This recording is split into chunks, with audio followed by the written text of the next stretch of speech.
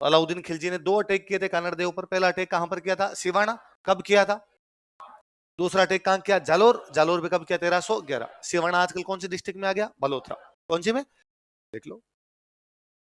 ये जो बाहर के तुर्क जो आए थे, ये क्या करते? मंदिर, कल ही हम पढ़ रहे थे, मंदिर तोड़ दिया करते। मंदिर तोड़ने के पीछे रीजन ये था कि वो मूर्ति पूजा में विश्वास नहीं करते। उन्हें लगता बाकी भी मूर्ति पूजा कर रहे हैं, मूर्ख लोग हैं, तो मूर्तियां क्या कर दी जाए? तोड़ दी जाए। तो मूर्तियां तोड़ते। अब शिव जी के मंदिर में मूर्ति के नाम पे क्या होता है? शिवलिंग। तो नॉर्मली किसी भी मंदिर की मूर्ति तोड़ते, और मूर्ति तोड़ने के बाद में उसके बाट बनाते। क्या बनाते? भाई मूर्ति किसकी होती है? पत्थर। पत्थर की क्या बनाते? बाट। बाट समझते हो? 1 किलो का बाट, 2 किलो का बाट, 5 किलो की बाट बना ली, और कसाईयों में बांट देते। किस में बांटते? जो बकरे काटते हैं, जो पशु काटते हैं, उनका कसाईयों में। उनको कहते तुम ये बाट यूज में लो। अब उससे क्या होता कि भाई एक हाथ में तो उसने मीट ले रखा है, एक हाथ में उसने गणेश जी वाला सूंड का 2 किलो का बाट बना रखा है। तो फिर किसी की धार्मिक भावनाएं वैसे होती गा रहे कि यार इसी में मांस तोलते हैं, इसी में गणेश जी के हाथ लगा देते हैं, तो ऐसे काम भी थोड़े कर लिया करते। तो सोमनाथ का मंदिर तोड़ने के बाद उसके जो शिवलिंग के टुकड़े थे, उनको अलाउद्दीन की एक टुकड़ी दिल्ली लेके जा रही है। कहां जा रही है? पूरी सेना एक साथ तो चलती नहीं। सेना का एक भाग थोड़ा आगे चलता, फिर जिस भाग के पास हथियार होते वो थोड़ा पीछे चलता, जिनके पास रसद पानी हो थोड़ा और पीछे चल रहा है, थोड़े घायल हैं वो और पीछे चल रहे हैं, अलग अलग सेना जाती। जब उसकी एक को टुकड़ी पीछे रही हुई थी, वो टुकड़ी सोमनाथ मंदिर के शिवलिंग के टुकड़े लेके जा रही थी। ये बात कानड़ देव को पता चली कि जालोर के पास से अलाउद्दीन की सेना शिवलिंग लेके जा रही है। उसको बड़ा बुरा लगा। उसको लगा यार हमारे आंखों के सामने हमारा शिवलिंग ले जाएंगे दिल्ली। उसने अपने एक सेनापति को भेजा। सेनापति का नाम था जेता देवड़ा। क्या नाम था? तो उसने जेता देवड़ा कहा, जेता देवड़ा अपने बाउंड्री के नजदीक से इस प्रकार नहीं हो सकता, और अपने आंखों के सामने कोई कैसे शिवलिंग ले जाएगा? जेता देवड़ा गया, अलाउद्दीन की इस टुकड़ी को हराया, और उसे सोमनाथ मंदिर के शिवलिंग के टुकड़े को छीन के लेके आ गया, और जालोर में कई अलग अलग जगह पे मंदिर बनवाए। इसलिए जालोर साइड में आपको शिव जी के मंदिर ज्यादा मिलेंगे। तो रीजन है कि भाई उधर से सोमनाथ मंदिर के टुकड़े छीने थे, कानड़ देव ने कई सारे मंदिर बनवा दिए थे। अलाउद्दीन इस बात से भी नाराज था, क्योंकि वो टुकड़ी खाली हाथ गई। खाली हाथ गए, अलाउद्दीन ने कहा लाओ रे भाई वो टुकड़े, बांटेंगे। तो वो रोई बेचारी जाके टुकड़ी वहां पे। उसने कहा साहब हमसे बीच में ही छीन ली। किसने छीन ली? जेता देवड़ा। जेता देवड़ा कौन है? तो कन्नड़ देव का सेनापति। देखो, एक कारण फरिश्ता बताता। फरिश्ता बताया था मैंने, मुस्लिम इतिहासकार है फरिश्ता। फरिश्ता ये कहता है कि जब वो टुकड़ी दिल्ली पहुंची, अलाउद्दीन ने पूछा कि भाई सोमनाथ मंदिर का शिवलिंग कहां गया? उन्होंने कहा भाई कानड़ देव का सेनापति जेता देवड़ा आक्रमण करता है और हमसे बीच में छीन लेता है। इस बात पर अलाउद्दीन बड़ा नाराज हुआ। अलाउद्दीन के एक सेनापति, अलाउद्दीन ने अपने सेनापति का जालोर पर अटैक करो, कानड़ देव को पकड़ के लेके आओ। वो जो सेनापति था जिसने अटैक किया था, उसका नाम था आइनुल मुल्क। क्या नाम था? किसका सेनापति? आइनुल मुल्क। किसका सेनापति है? नाम बोलो, क्या नाम है? क्या नाम है? पाकिस्तान में एक जगह है, यदि नाम सुना हो किसी ने, मुल्तान। वो मुल्तान का रहने वाला था, इसलिए नाम क्या क्या लग गया? क्या लग गया? तो पूरा नाम क्या हो गया? आइनुल मुल्क मुल्तानी। क्या नाम हो गया? कहां का रहने वाला था? मुल्तान। नाम तो क्या उसका? आइनुल मुल्क। क्या नाम है? आइनुल मुल्क। मुल्तान का इसलिए, ये गांव के नाम पीछे लगाना इस प्रकार की फैशन हुआ ही करती थी। मैंने कभी आपको पहले बताया, अलाउद्दीन खिलजी, खिलजी गांव है अफगानिस्तान में, हेलमंद नदी के किनारे एक गांव, उस गांव का नाम है खिलजी। मोइनुद्दीन चिश्ती, चिश्ती गांव है। चिश्ती क्या है? गांव है। तो ये गांव के नाम वाली फैशन बहुत पुरानी हुआ। फरिश्ता कहता है कि आइनुल मुल्क मुल्तानी ने जालोर पर अटैक किया, कानड़ देव ने सरेंडर कर दिया। कानड़ देव ने क्या कर दिया? और आइनुल मुल्क मुल्तानी ने आगे समझाया उसको, समझाया, सरेंडर क्या कर दिया? समझाया उसको कि क्या पड़ा है लड़ाई में, फालतू में लड़ाई करोगे, वो दिल्ली का राजा है, बड़ा राजा है, लड़ोगे, तुम्हारा नुकसान उसका नुकसान, इससे अच्छा दोस्ती करो, मिलजुल के रहो, और तुम उसके पास चल और उससे चल के बात कर ले। और कहता है कानड़ देव ने लड़ाई नहीं की आइनुल मुल्क मुल्तानी से, वो आइनुल मुल्क मुल्तानी के समझाने पर दिल्ली चला गया, और दिल्ली जाने के बाद में वहां अलाउद्दीन के दरबार में बैठ गया जाके। लेकिन एक दिन अलाउद्दीन ने भरे दरबार में कहा कि हिंदुस्तान में कोई भी हिंदू राजा नहीं है जो मेरे से लड़ सके। तो कानड़ देव खड़ा हुआ, तो उसने कहा प्लीज ऐसे स्टेटमेंट नहीं देते अपने। अलाउद्दीन ने कहा कौन है जो मेरे से लड़ सकता है? उसने कहा मैं। तो अलाउद्दीन ने कहा पक्का? उसने कहा हाँ। तो इस बात पर वो वापस आ गया और उसने जालोर में आके लड़ाई लड़ी। ऐसा फरिश्ता कहता है। कौन कहता है? कि उसने चैलेंज किया था, कोई हिंदू नहीं लड़ सकता। इस चैलेंज को एक्सेप्ट करने वाला राजा कौन था? लिख लो, अगला कारण लिखो। फरिश्ता के अनुसार, अकॉर्डिंग टू फरिश्ता, फरिश्ता इतिहासकार का नाम है। ये मत समझना कोई भगवान की तरफ से भेजा हुआ आया फरिश्ता, पापा की परी होती है पापा का परा आया करता। नैन से कहता भाई साहब बात तो सही है, बात तो ये ठीक है कि आइनुल मुल्क मुल्तानी आया था और कानड़ देव को समझाकर कहां ले गया था? दिल्ली। पर वो कहता है कानड़ देव अकेला नहीं गया था, कानड़ देव के साथ कानड़ देव का बेटा गया था, और बेटे का नाम था वीरम देव। क्या नाम था? दोनों बाप बेटे वहां दिल्ली चले गए थे। कानड़ देव और उसका बेटा कौन है? किसके दरबार में चले गए दिल्ली? अलाउद्दीन। और वहां अलाउद्दीन के पास चले गए। दोनों अलाउद्दीन के दरबार में बैठने लगे। नैन से ऐसा लिखता है कि वीरमदेव बड़ा हाजिर जवाब था। हाजिर जवाब समझ गए? बीटी जो हाथों हाथ किसी बात का जवाब दे दे, ह्यूमर जिसका बहुत अच्छा हो। तो कहते हैं एक दिन अलाउद्दीन भरे दरबार में, अलाउद्दीन वीरमदेव बड़ा ही हैंडसम था उस टाइम का, बड़ा शानदार सुंदर राजकुमार था। पर कहते वीरमदेव के बाल नहीं थे। शरीर पर बाल होते हैं, और अब तो क्या है, ये बाल नहीं होना भी अच्छा ही माना जाता है ना। सलमान खान और यूं शर्ट उगाड़ते हैं तो बाल नहीं, वरना अनिल कपूर सनी देओल को देखो, तो पहले यूं भालू जैसे आदमी हुआ करते, शरीर पर यत्र तत्र सर्वत्र यूं बाल ही बाल दिखाई देते। वीरमदेव के नहीं थे तो उस समय अजीब लगता ना इसके नहीं होना। तो कहते अलाउद्दीन ने एक दिन भरे दरबार में वीरमदेव कहा कि वीरमदेव, भगवान जब बाल बांट रहा था तू कहां था रे? एकदम यूं गोरा चिट्टा यार, तेरे बाल ही नहीं ऐसे। तो वीरमदेव बड़ा हाजिर जवाब था। अब पूरा दरबार हंसा भाई, ये तो हंसने वाली बात नहीं, एक प्रकार से मजाक की जा रही किसी आदमी। वीरमदेव हंसा, वीरमदेव ने कहा हाँ सुल्तान तुम्हारी बात ठीक है कि भगवान जब बाल बांट रहा था तो जो बाल वाली स्टोल थी वहां पर मैं थोड़ा लेट गया था, क्योंकि जहां पर बुद्धि बंट रही थी वहां पर मैं 2 बार चला गया था।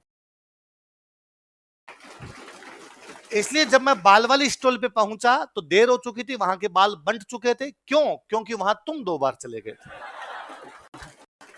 तो अलाउद्दीन के शरीर पे खूब सारे बाल थे, उसके कहने का मतलब था बाल तो तेरे खूब है पर तू है बुंगड़, क्योंकि तेरे में बुद्धि नहीं है। मेरे बाल नहीं है लेकिन मेरे में बुद्धि ज्यादा। अब ये एक प्रकार से अलाउद्दीन की बेइज्जती है ना, लेकिन अलाउद्दीन कुछ नहीं बोला। अलाउद्दीन कहा अरे यार ठीक जवाब दिया। और पूरे दरबार ने देखा कि यार क्या राजकुमार है, सुल्तान को सरेआम भरे दरबार में ऐसा जवाब दे दिया, सुल्तान कुछ भी कर भी नहीं भाई, इस बात पे क्या सजा दे? आपने कहा था मजाक की मजाक वापस झेलनी पड़े आपको।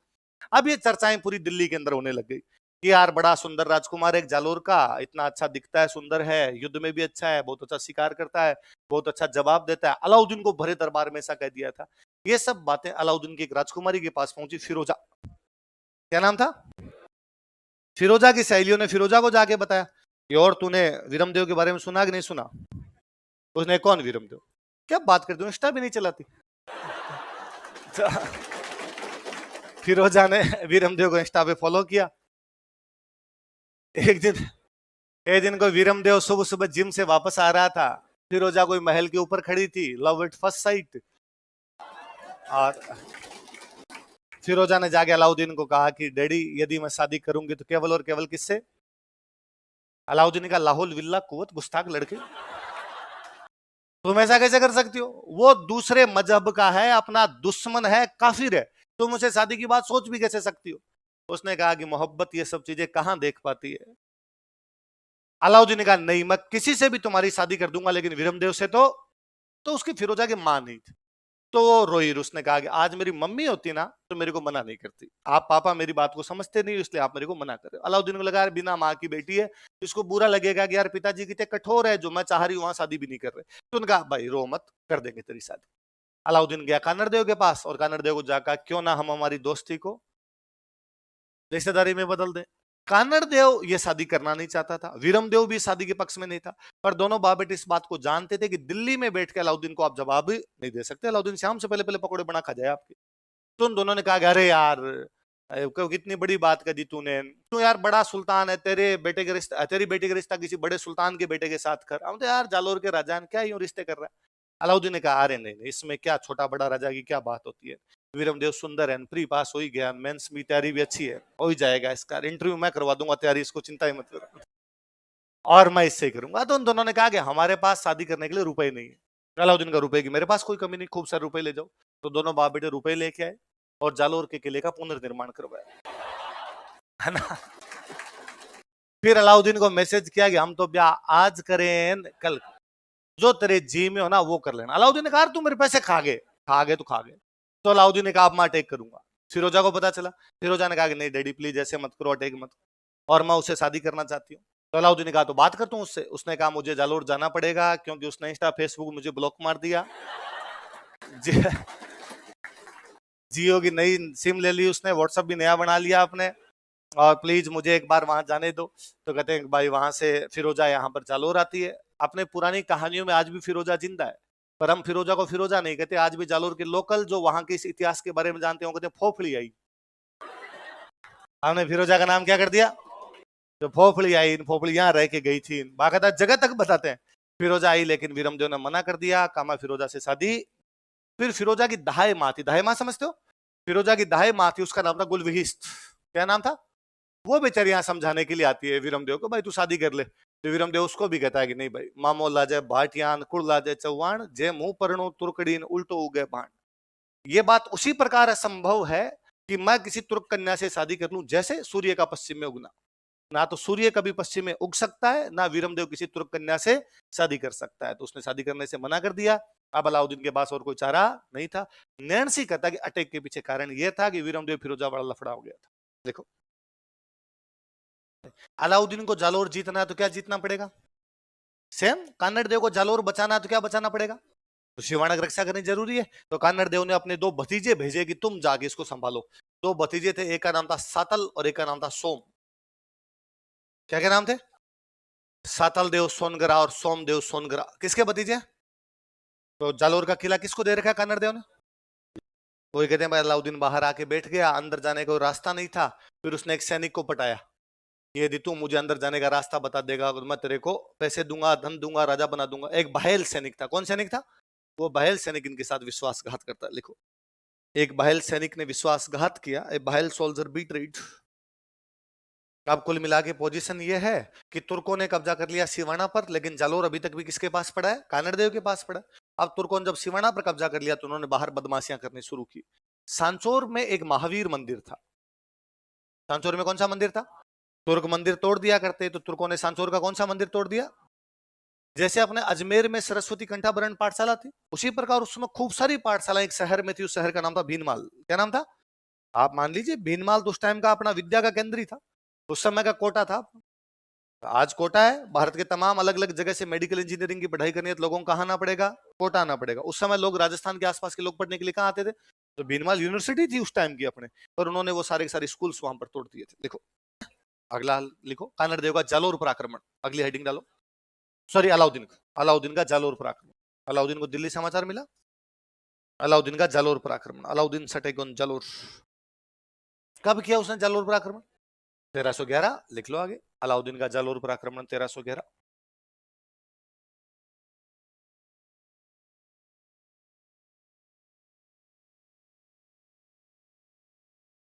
वो जालोर आके बैठ गया, अंदर जाने का फिर कोई रास्ता नहीं। इस बार उसने फिर एक आदमी को पटाया। उस बंदे का नाम था बिक्का दहिया। क्या नाम था?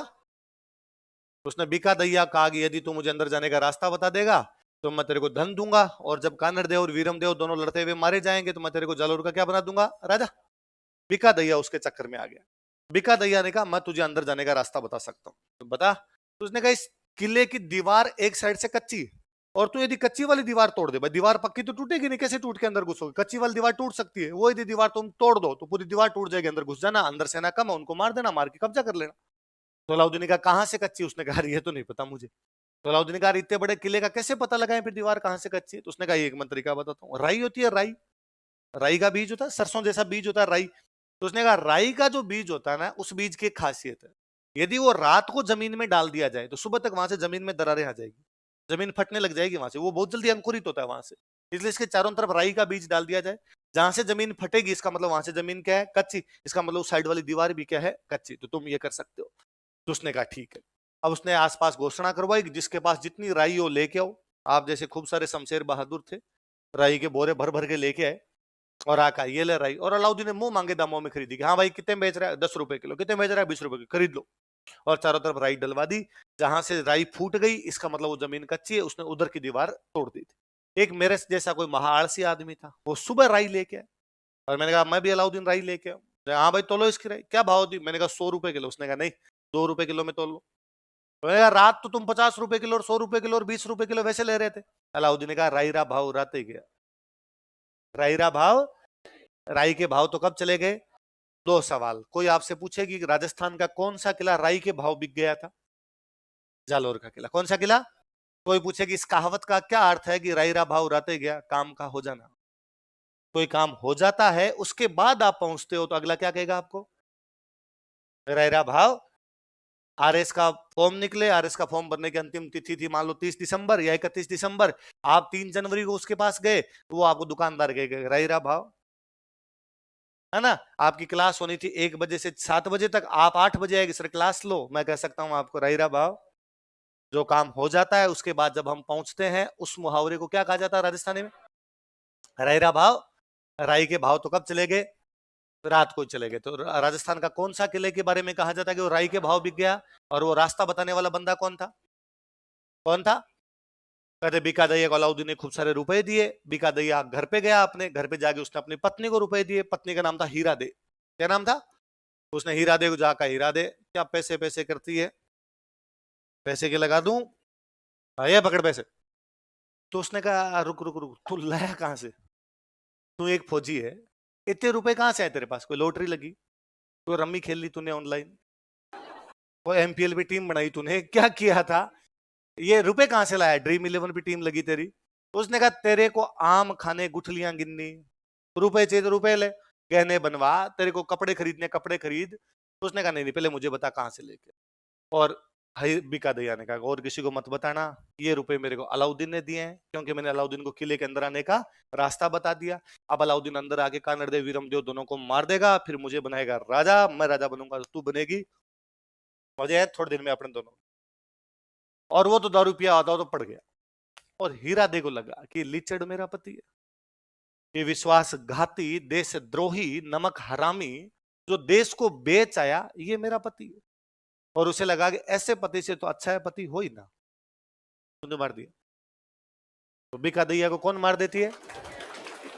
कौन मार देती है?